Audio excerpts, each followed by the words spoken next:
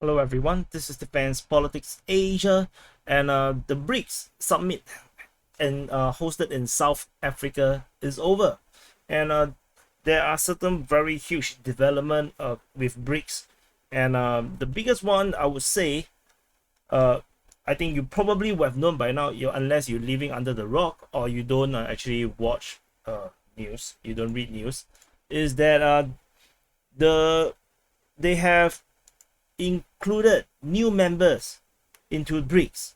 Uh, Argentina, Ethiopia, Iran, Saudi Arabia, Egypt, and UAE, the United Arab Emirates.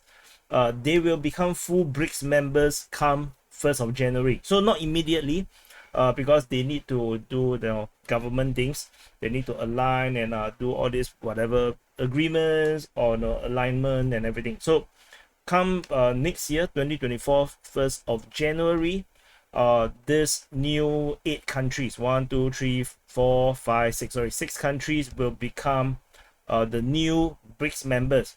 And this is announced by the South African president Ramaphosa. Basically he said that they have decided, so there is a lot of applications for this BRICS membership, almost 24, almost 2 dozen. I think it's around 20 plus countries has applied officially to join the BRICS.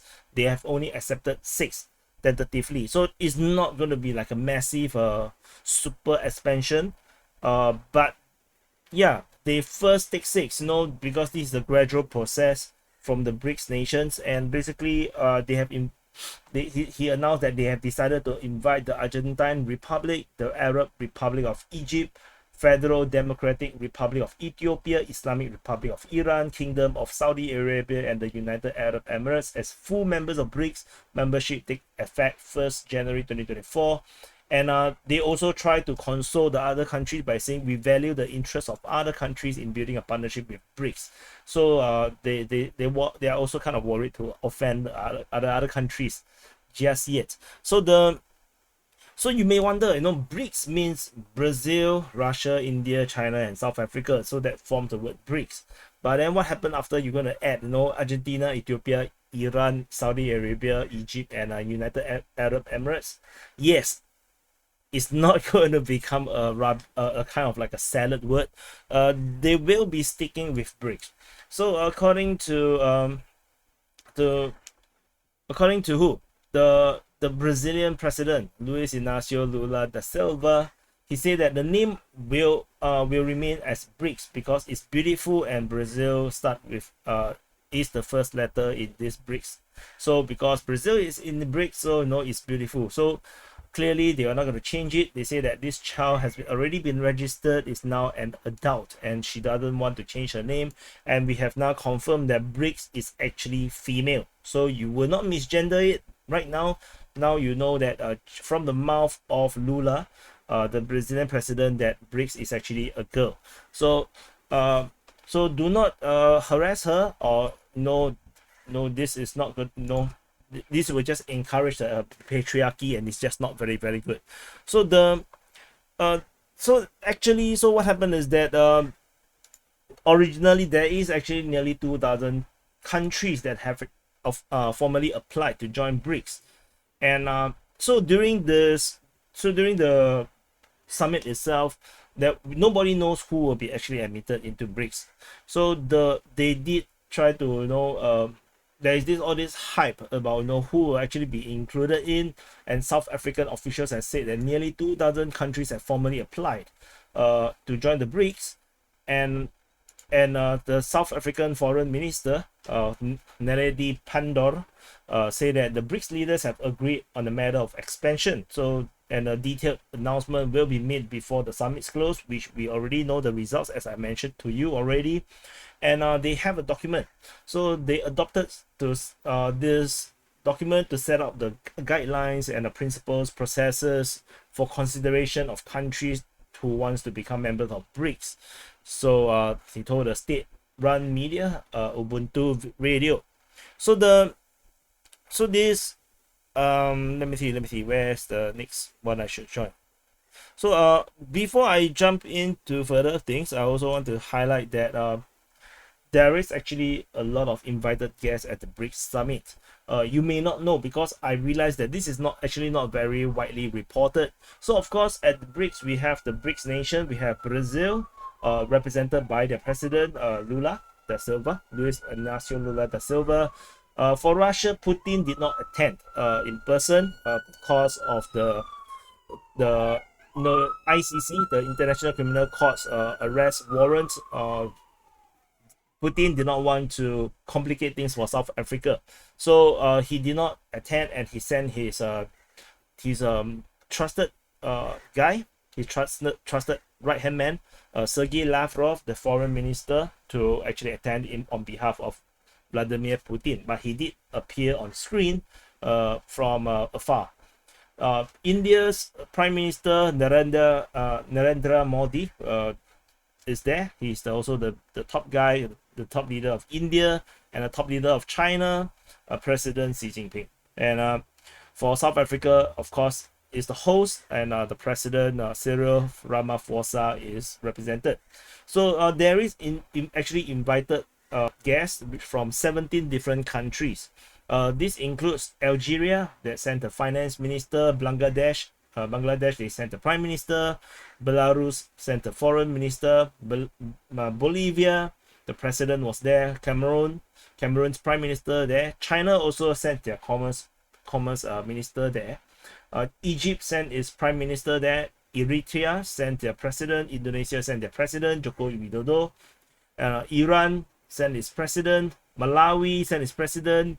Nigeria sent the vice president, because the president of Nigeria is busy planning how to conquer Niger.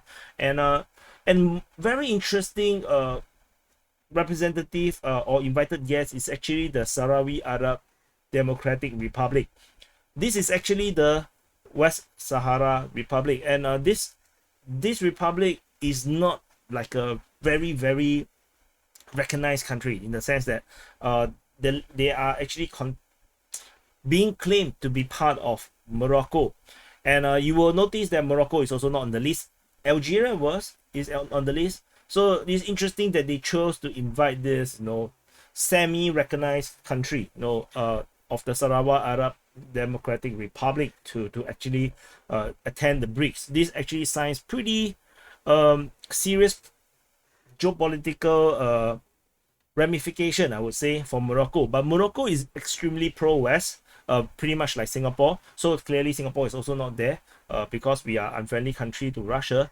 So this also shows there are actually geopolitical implications when it comes to BRICS. Saudi Arabia sent their foreign minister. Tanzania president was there. The United Arab Emirates president is there, and Zambia president is there as well. So there is a lot of countries being there, and ultimately we have the candidacy given to Argentina, Ethiopia, Iran, Saudi Arabia, Egypt, and UAE.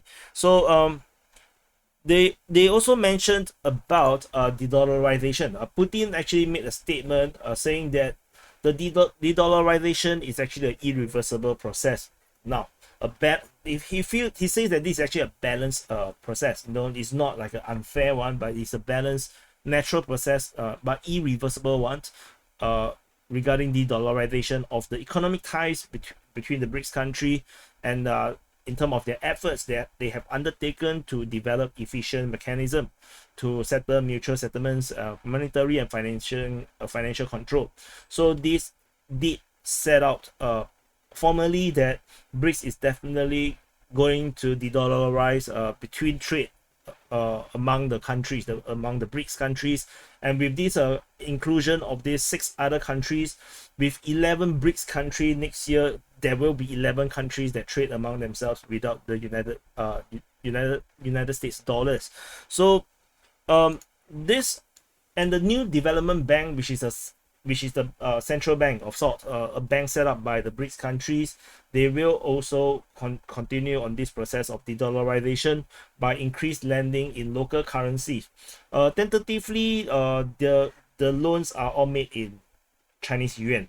So this bank is now looking towards expanding expanding the amount of currency that they will be using among the BRICS country, which I will see how they were going to do it. Their aim is actually to lend 8 billion to 10 billion a year, and and uh and in these loans that they're going to make, 30% of everything they loan will be in local currencies. So it does show that they will not be able to just loan everything in local currencies, because it will not be usable internationally speaking. So there will still be US dollars within this. They say that the NDB, the New Development Bank, it plans to issue debt in rands for lending in South Africa, and the same for reals in Brazil. So they're gonna try to do currency swap or issue debts, and also in rupees. And they say that most of the banks local currency lending so far is done in Chinese yuan.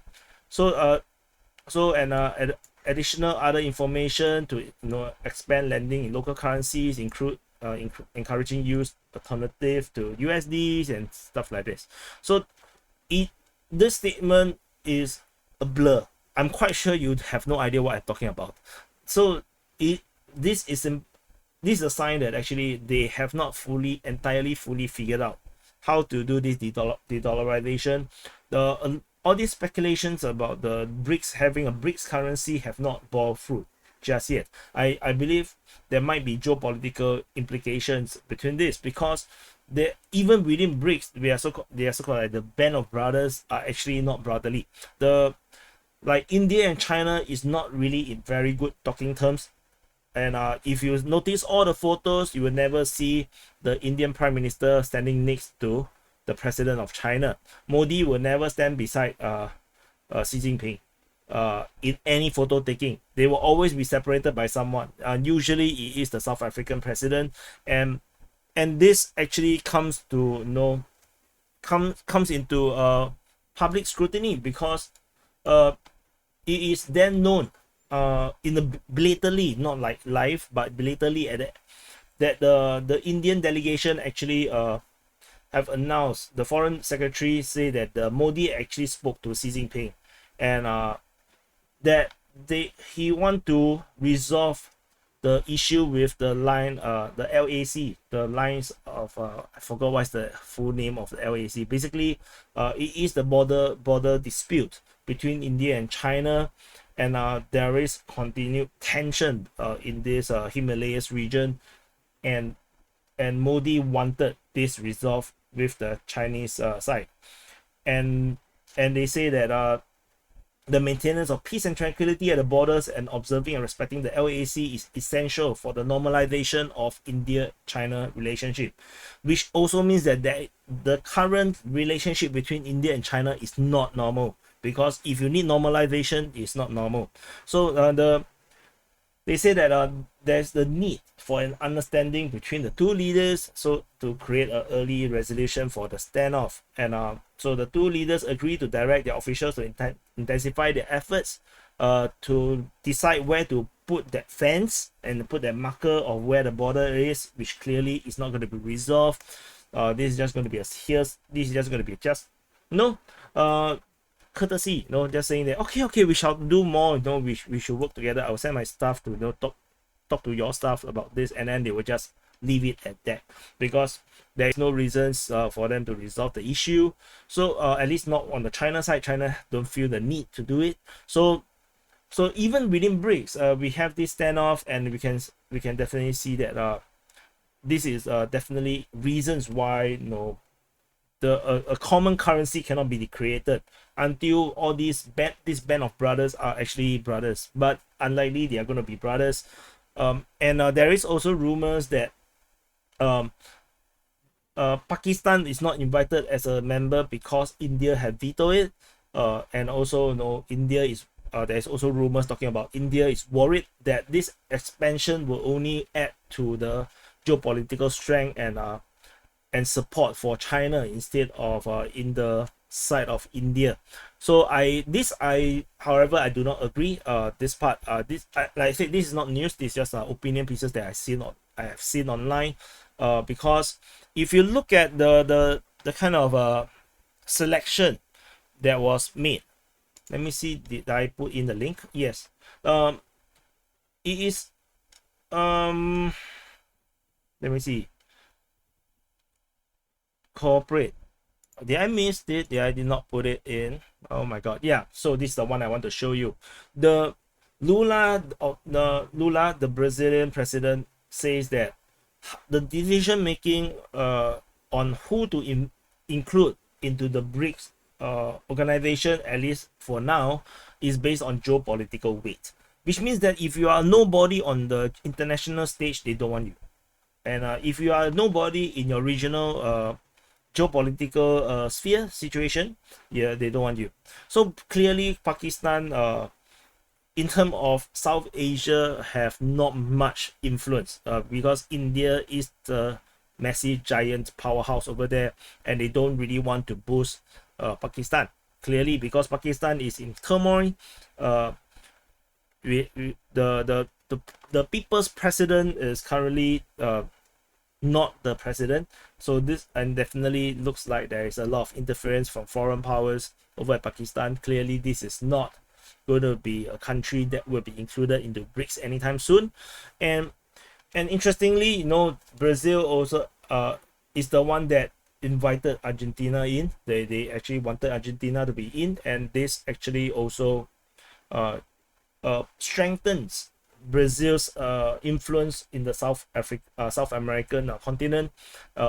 Argentina with Brazil together, they are going to dominate the entire geopolitical landscape in terms of in South America. So Lula actually says that the BRICS country will welcome more members, but they will be chosen based on geopolitical importance and not the ideology of their governments. And they say that it doesn't matter who is the person in power, but it is the importance of the country. Then they say that they cannot deny the geopolitical importance of Iran and other countries that will be joining BRICS.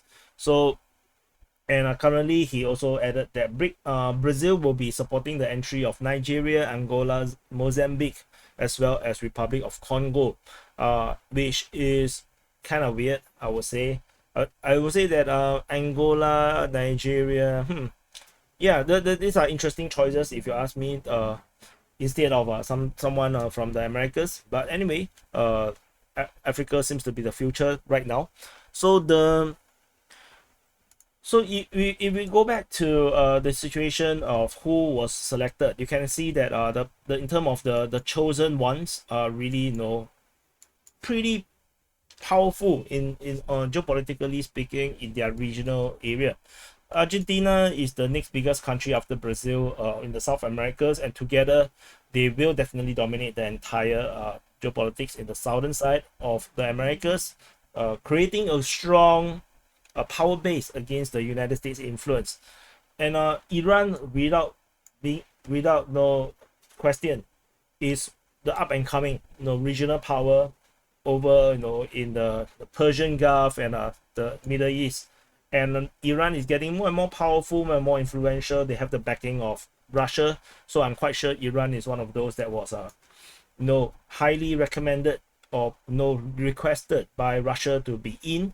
And we have Ethiopia, which is a up and coming powerhouse over within the African continent, so it makes sense for them to be in. Saudi Arabia, without a doubt, the leader of the OPEC, definitely you want them in. And with Saudi Arabia in, it's clear, it also shows that Saudi Arabia is now out of the orbit of United States influence, and this is going to spell disaster for the United States geopolitical influence around the world. And Saudi Arabia as the leader of OPEC plus Russia plus Iran, basically, you know, OPEC plus and UAE as well, United Arab Emirates. Basically OPEC has more or less joined BRICS in that sense. So which means BRICS have in a way have sway or power in OPEC, and that's going to, you know, means that the BRICS have power in deciding the oil price if they choose to go that route. And Egypt, of course, without a question, the most powerful state in North Africa. So and they are in fact one of the most stable ones, the more stable ones after, you know, all the political turmoil. They have now becoming a more stable country. And have a lot of great developments. They are building a new capital, I believe, and which looks damn awesome from the satellite imaging. And they are they are friendly with Saudi Arabia. They are friendly with Israel. They do not take sides. They solve certain problems, like helping France take over the Russian helicopter carriers that they refuse to sell to Russia. And Egypt is a good guy all around. So nice for them to be inside BRICS. So the entire new editions is looking really awesome. And there is also rumors that there will be another 10 countries that will be invited in for next year. And I from memory, I forgot to put it. I think I forgot to put this in. If I'm not wrong, the likely 10 includes Indonesia, Malaysia, I think some other countries I cannot remember. So interesting, but no, those are just speculations. I will not put it too much weight into it, because even the Indonesian president actually have said that during the BRICS summit, he said that they have not officially submitted their request to join BRICS. And Jokowi Widodo, the president of Indonesia, says that they still need to study more in terms of whether to join the BRICS organization. And I think a lot of this is actually comes down to the geopolitical situation over in Southeast Asia, because China is putting tremendous pressure over in the South China Sea region, and one of these areas are in the Natuna Sea, around this Riau Islands region here, which is not part of the 9-dash line, or maybe there's some encroachment of the 9-dash line, but those are territorial waters of Indonesia, and this 9-dash line going into territorial waters is extremely unhappy. It disturbs Indonesia non-stop, especially with Chinese ship entering the sovereign waters. And China actually deployed some of their best Air Force jets over in the Natunas Island to warn off the Chinese. And the Indonesians have also sunk a few of these fishing boats previously to make it clear that Indonesia will not tolerate any of these illegal fishing ships entering territorial waters of Indonesia. And since then, Indonesia has been embarking on major militarization, and most of their equipments are modeled on what the Singaporean armed forces buy. So they probably look at what Singapore buy, and they actually do their studies and realize that indeed these are good choices. And what Singapore buy, American. Most of it is American.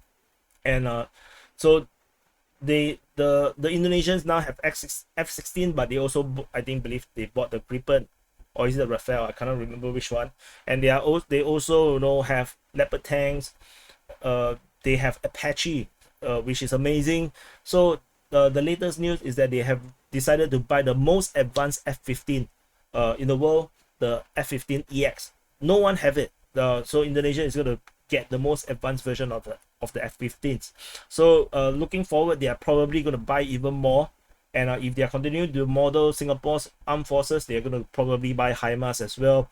They are definitely wanting to strengthen their military power as a bulwark against China. And this makes it the main problem for joining BRICS, because BRICS is being seen a lot like a China thing.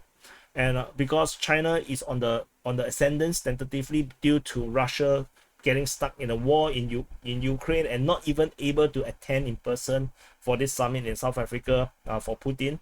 So BRICS is getting more and more China looking, and which is why I think Indonesia, geopolitically speaking, have to reconsider. And also that because they are buying American so much, they will have to put into consideration the geopolitical implications. They will have more problems buying American, or getting repairs, maintenance of spare parts, or missiles, if they get too close to the sun, they will get burnt. So this is how the geopolitical situation for BRICS in this BRICS summit has turned out, and I think this is extremely interesting. the BRICS currency did not happen, but we did see a lot more geopolitical change that it has started, and it also does show that there is a lot of prudence when it comes to getting countries into BRICS and not overextend themselves. So yeah, all in all, interesting situation for BRICS, and we will continue to monitor how BRICS continue to evolve. And this next maybe 9, 10, 11, 12, and the next 4 months, we will probably hear more from all these invited countries, and how they will be changing, or what is the statements. But definitely things are looking very rosy for this BRICS country. Anyway, thank you for watching. Do press the like button, subscribe, and let me know what you think in the comments. Debate, argue, and compete your opinions in the comments. And if you want to join the DPA community, you can join the DPA forum. Also check out the description, and I'll see you in the next update.